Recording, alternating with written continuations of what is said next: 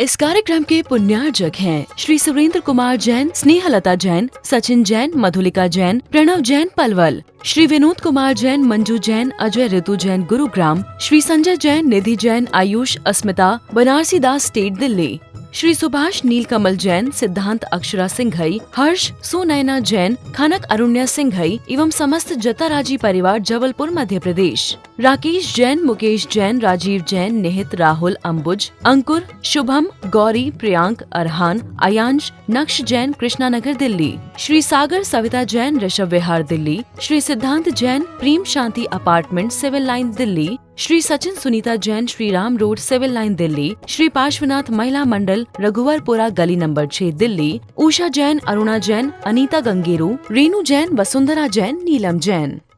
तीन भुवन में सार बीते रागे विज्ञानता, शिव स्वरूप शिविकार, नमः त्रियोग समार के।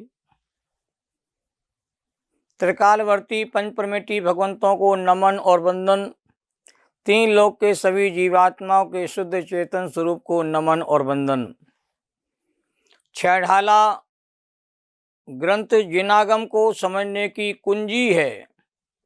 बड़े बड़े ग्रंथों के मर्म को सरलता से समझने के लिए छहढाला ग्रंथ को बहुत ही सुगमता से कहते लिख दिया गया है। बड़े बड़े ग्रंथों का सार कहते छहढाला ग्रंथ में भरा हुआ है। यह जैन दर्शन की गीता है। दूसरे ढाल में अगृहीत मिथ्या दर्शन का स्वरूप विस्तार से बताया जा रहा है। प्रयोजनभूत 7 तत्व कहे गए हैं और 7 तत्वों के सच्चे श्रद्धान में जीव अनादि काल से भूल करता आ रहा है। तो जीवादि प्रयोजनभूत तत्वों का विपरीत श्रद्धानी अगृहीत मिथ्या दर्शन है। जिस तत्व का जैसा स्वरूप है वैसा स्वरूप नहीं जानना और वैसा स्वरूप नहीं मानना और विपरीत ही अनुभव करना, यही अगृहीत मिथ्यात्व कहलाता है। जीव और अजीव 2 मूल तत्व हैं। इनकी यथार्थ पहचान जीव आज तक नहीं कर पाया। देह और आत्मा का पृथक बोध जीव को आज तक नहीं हुआ। पूरी दुनिया को जानता है पर शरीर आत्मा की भिन्नता का ज्ञान इस आत्मा को आज तक नहीं हो पाया। दिया तले अंधेरा है। जीव की पहचान कराने के बाद अजीव तत्व की पहचान कराई गई और अजीव तत्व के संदर्भ में जीव ने क्या भूल की है इसको एक लाइन के माध्यम से समझाया है। और एक तत्व में भूल से सभी तत्वों में भूल होती है। एक घड़ा यदि उल्टा रख दिया गया है तो उसके ऊपर सारे घड़े उल्टे ही रखे जाएंगे। और जीव तत्व की पहचान नहीं हुई है तो किसी भी तत्व की पहचान आपको सम्यक पने से नहीं हो पाती है। जो जीव को नहीं पहचानता है वो किसी भी तत्व को कहते पहचान नहीं सकता। अभी तक 4 छंदों की चर्चा हुई और 5वें छंद की पहली पंक्ति में अजीव तत्व संबंधी भूल का विवेचन किया गया कि तन उपजते अपनी उपज जान, तन नशते आप को नाशमान। और आज 5वें छंद के नीचे की पंक्ति का स्वाध्याय किया जाने वाला है। तीसरा चरण और चौथा चरण अपने आप में बहुत महत्वपूर्ण है। किसी भी छंद के 4 ही चरण होते हैं। देखिए छंद को, तन उपजते अपनी उपज जाने पहला चरण है। तन सते आप को नाशमान ये दूसरा चरण है। पहले चरण में क्या कहा? शरीर की उत्पत्ति में यह जीव आत्मा की उत्पत्ति मानता है और शरीर के नाश हो जाने को अपने आत्मा का कहते नाश मानता है। इस जीव ने न आत्मा को पहचाना न शरीर को पहचाना। तो जीव ने अजीव तत्व के बारे में भी बहुत बड़ी भ्रांति की है। इसका विवेचन विस्तार से हो गया है। और आज तीसरा और चौथा चरण 5वें छंद का जिसकी विशेष चर्चा अपन आज प्रारंभ करना चाहते हैं कि रागादि प्रगट ये दुख देन, तिन्ही को सेवत गिनत चैन। देखिए बोर्ड पर लिखा हुआ है, रागादि प्रगट ये दुख देन, तिन्ही को सेवत गिनत चैन। एक पंक्ति में दौलत राम महाकवि ने 3 बातों का निरूपण किया है। एक काव्य शक्ति का कमाल देखिए। आदि पंक्ति में तीसरे चरण में तो आश्रय तत्व का स्वरूप बताया है, और आदि पंक्ति में बात की चौथे चरण में 2 भूलों की विशेष चर्चा की है। पहले चात्र मोह संबंधी दोष का वर्णन किया, और बाद में दर्शन मोह संबंधी दोष की कहते चर्चा की है। अभी दौलत राम जी के बस की बात थी कि एक लाइन में 3 बातों का निरूपण उन्होंने कहते आसानी से कर दिया। रागादि प्रकट ये दुख देन, ये तो आश्रव तत्व का स्वरूप है। कर्मों के आने को, शुभाशुभ भावों के आने को, शुभाशुभ कर्मों के आने के द्वार को ही आश्रव कहा जाता है। आना माने आश्रव, तो कर्मों का आना इसका नाम आश्रव है। कर्म 2 प्रकार के, एक द्रव्य कर्म, भाव कर्म होते हैं। तो ज्ञानावरणादि कर्मों के आने को द्रव्याश्रव कहा जाता है, और मोह राग द्वेष आदि विकारी भावों के आने का नाम कहलाता है भाव आश्रव। तो भाव आश्रव की दृष्टि से यहाँ वर्णन किया जा रहा है कि रागादि प्रगट ये दुख देन, कि राग आदि जितने विकार भाव होते हैं, विकारी भाव होते हैं, मलिन परिणाम होते हैं, ये सारे जगत के जीवों के लिए दुख देने वाले हैं। राग जो है सारे विकारों का मुखिया है, इसलिए सब जगह राग को आगे रखा जाता है। राग राग राग राग की आग में जीव जलता रहता है। आप इस आदि पंक्ति के आधार पर बहुत सारी बातों को समझ सकते हो। मोहादि प्रगट ये दुख देन, देशादि प्रगट ये दुख देन, क्रोधादि प्रगट ये दुख देन। लगाते जाइए, क्योंकि मोह राग देश ये अनादि काल से जीवों के लिए दुखकारी हैं, दुख के कारण हैं, ये दुख रूप हैं। मोह के अनुभव में कोई सुखी नहीं होता, राग की अनुभूति में कोई सुखी नहीं होता, द्वेष की अनुभूति में कोई सुखी नहीं होता। ये मोह राग द्वेष तीनों ही कहते हैं वर्तमान में दुख रूप हैं। प्रकट माने क्या?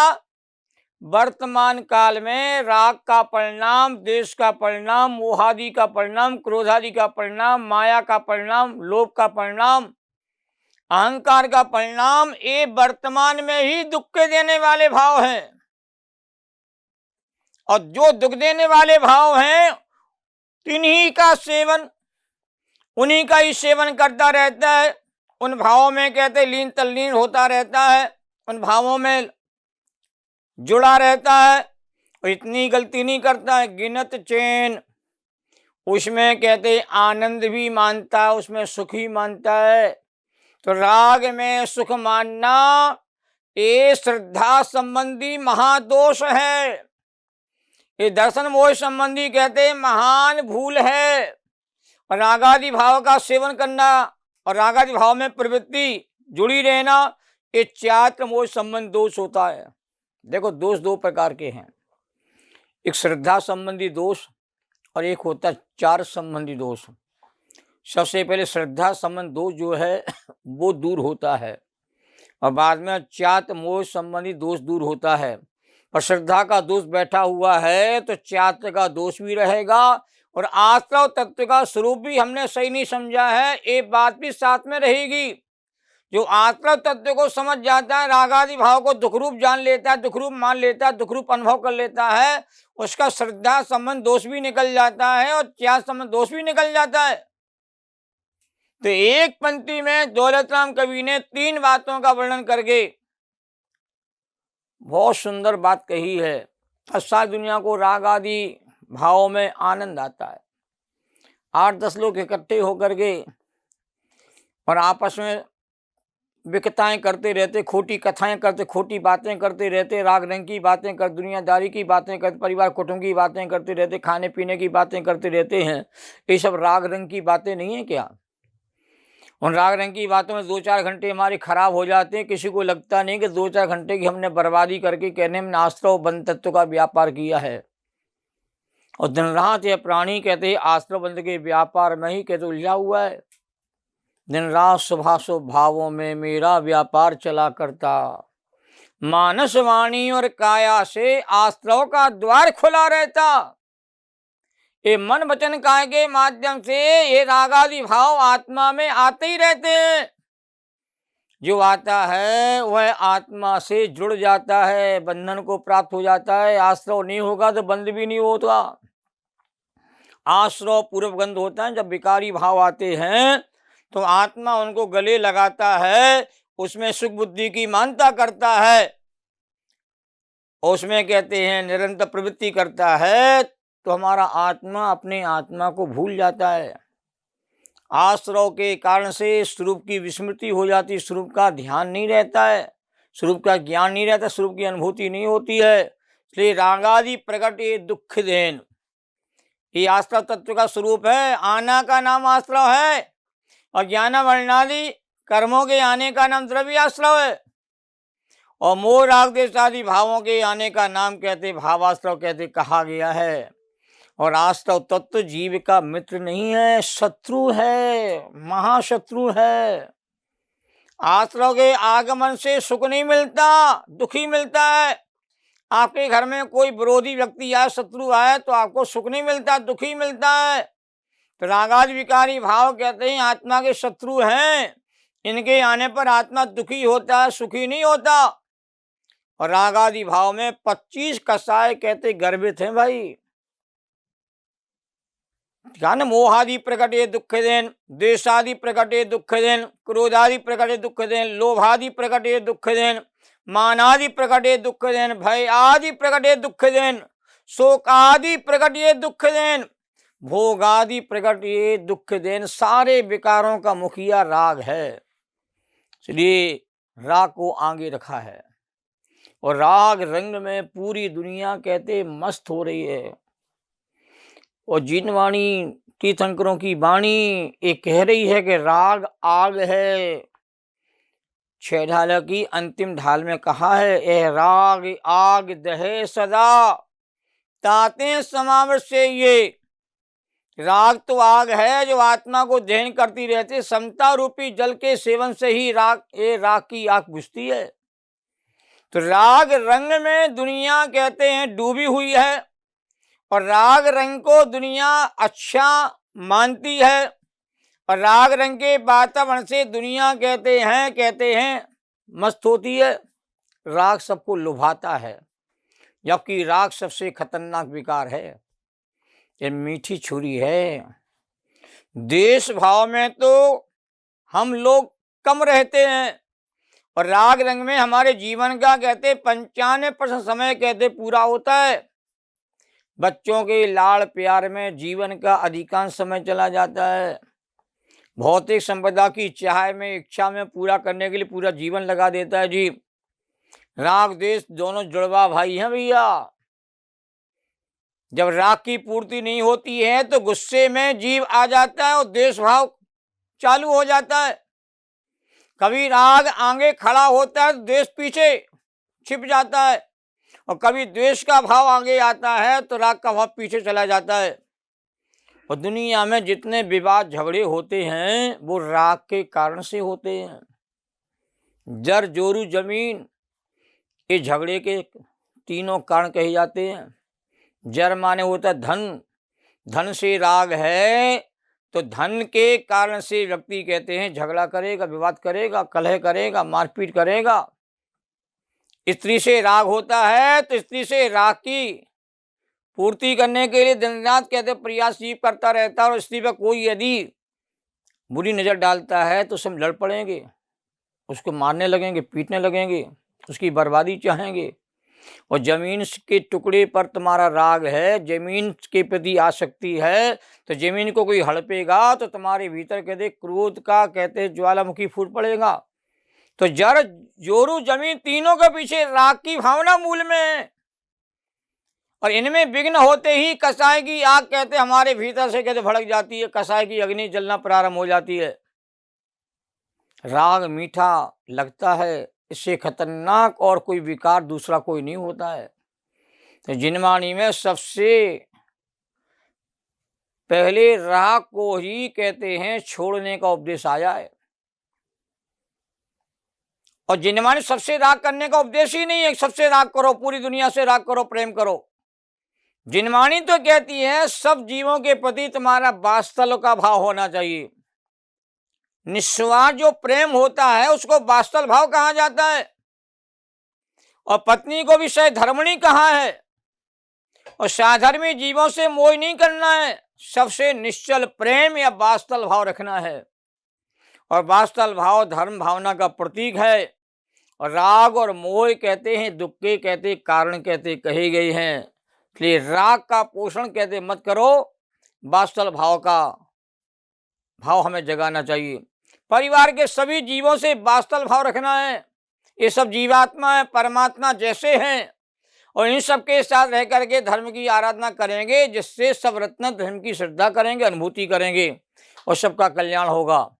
जम्मू स्वामी को एक दिन 4 रानियों का समागम हुआ पत्नी के रूप में, और सबके साथ मिलकर के भोग विलास नहीं किया, और तत्व की कहते ज्ञान की चर्चा करते रहे रात्रि भर। उस समय सबने दीक्षा अंगीकार कर ली, दीक्षा के लिए चल पड़े। ये साधन वात्सल्य भाव का अद्भुत परिणाम। मोह ममता का अहंकार तो झूठा है, और जिन शासन का तत्व ज्ञान कहते अनूठा है। इष्ट बुद्धि राग कहलाती है, अंश बुद्धि को कहते द्वेष कहा जाता है। पर द्रव्यों में जो प्रीति है वो राग है, और प्रतिकूल अनिष्ट पदार्थों में अप्रतीति रूप परिणाम उसका नाम द्वेष कहलाता है। राग के 2 भेद भी हैं, प्रशस्त राग और अप्रशस्त राग। सच्चे देवता गुरु के प्रति जो भक्ति का भाव है प्रशस्त राग कहलाता है। संतासई भोगों के प्रति जो राग होता है वो अप्रशस्त राग कहलाता है। पहले प्रवृत्ति में जो राग आदि भाव आते हैं, अप्रशस्त राग आता है, वो पहले छूटता है, और अप्रशस्त राग के संतान वृद्धि का मूल कारण है। तो अपने आत्मा और जिन शासन के से प्रीति करने पर जीव को शमन की प्राप्ति होती है। 2-4 घंटे लोगों के साथ बैठ के राग रंग की बातें करना और दूसरों की निंदा करने में अपना समय खो देना, इस समझदारी नहीं है, और उसे हम अच्छा मानते हैं तो यह श्रद्धा का दोष कहते हैं, अंदर ही अंदर मजबूत होता है। फिर मिलने की बात कह करके आश्रम के व्यापार में हम लोग कहते दिन रात प्रवृत्ति करते रहते हैं, इस चात का दोष कहलाता है। तो रागादि भाव प्रकट दुख रूप है, और उनको दुख रूप ना जान करके उनको सुख रूप मानना ये श्रद्धा का दोष है, और सुख रूप मान कर उसकी प्रवृत्ति करते इन्होंने चात का दोष कहलाता है। क्या करें, रागादि भाव प्रकट वर्तमान में दुख देते हैं, यह बात हमारे चित्त में कहते आती नहीं है, और तिन्हीं को सेवक कहते हैं चात की मोह अंदर चलती रहती है। चात की भूल, चात मोहिनी संबंधी भूल, और गिनत चिन्ह श्रद्धा का दोष अंदर। भाई रागादि भाव छूट नहीं रहे हैं, छूट जाएंगे, पर रागादि भाव को बुरा तो जाने, बुरा तो माने। बुरा मानेंगे जानेंगे तो रागादि के परिणाम छूटेंगे, और रागादि के सेवन की प्रवृत्ति को भला मानेंगे, अच्छा मानेंगे तो कभी रागादि भाव छूटेगा नहीं। तो रागादि का होना चात का दोष, और रागादि में आनंद मानना श्रद्धा का दोष, ये मिथ्या का दोष है। इन दोषों को हमें दूर करने का प्रयास करना चाहिए, तो हमारा जीवन सुखमय बनेगा। कि रागादि है दुख रूप, मानता सुख रूप, यही तो विपरीत मानता है। इसी विपरीतता को हमको छोड़ने का प्रयास करना है। जैनम जयतु शासनम, जिनवाणी माता को नमन और बंधन, और 3 लोक के सभी जीवात्माओं के शुद्ध चेतन स्वरूप को नमन और बंधन। सहजानंदे शोध स्वरूपी अविनाशी में आत्मस्वरूप, ज्ञानानंदे पुण्य निराकुल, सदा प्रकाशित चेतन रूप, सदा प्रकाशित चेतन रूप। जैनम जयतु शासनम।